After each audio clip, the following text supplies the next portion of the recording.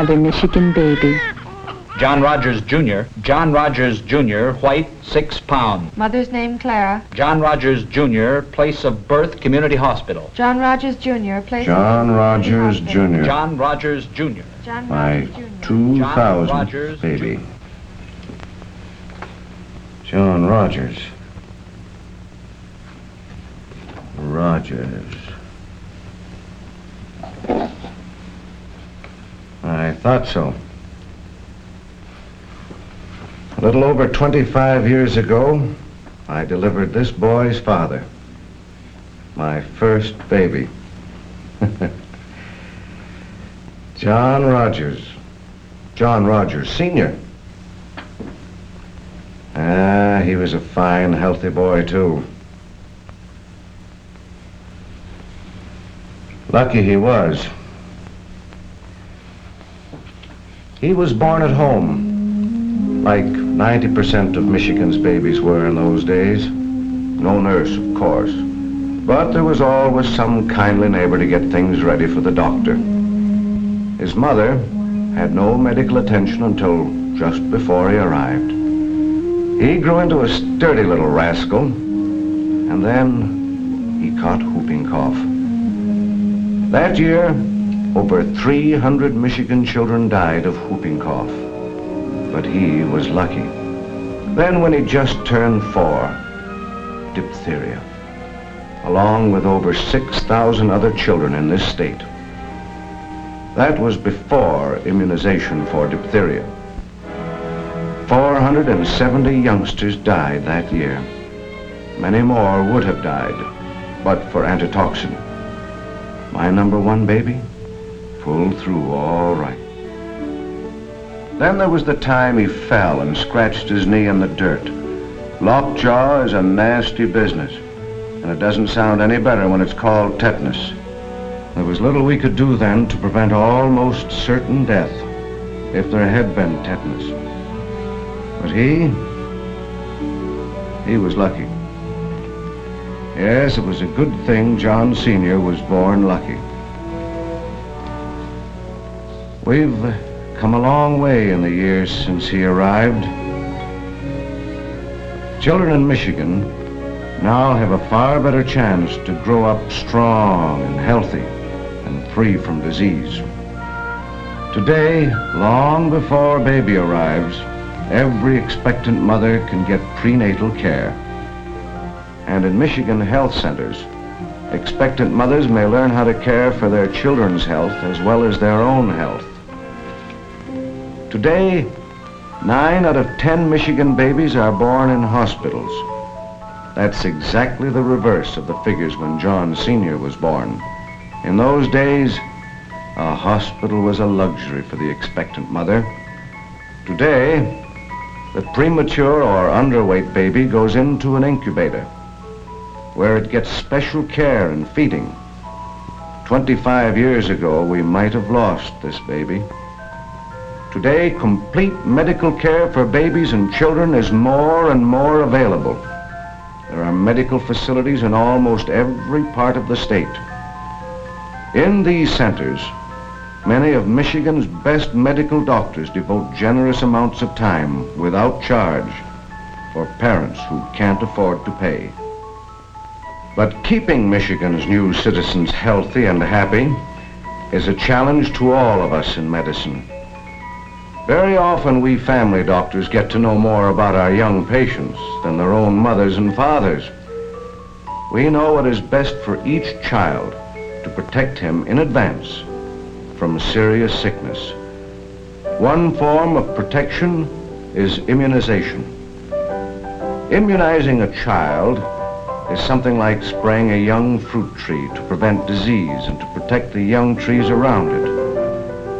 In 1921, 12,000 children in Michigan had diphtheria, and almost 1,000 died.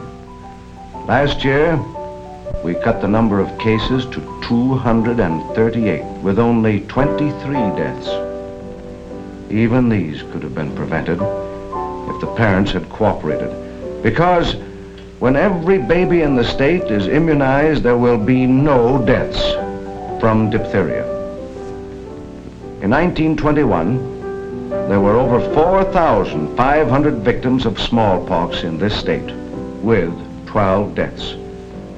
But there was only one case and no deaths last year. Where preschool immunization is the rule, diphtheria and smallpox just can't happen. Today, we are no longer afraid of tetanus. During World War II, only 1 in a million of our fighting men got tetanus, for they were immunized against it. This same immunization is protecting Michigan's children today from an infection that meant almost certain death 25 years ago. In 1921, whooping cough killed 316 Michigan children. Last year, the number of deaths was reduced to 63. Children under 3 are particularly susceptible to whooping cough, so immunization should not be put off till school age. The best time for whooping cough immunization is at the age of 6 months.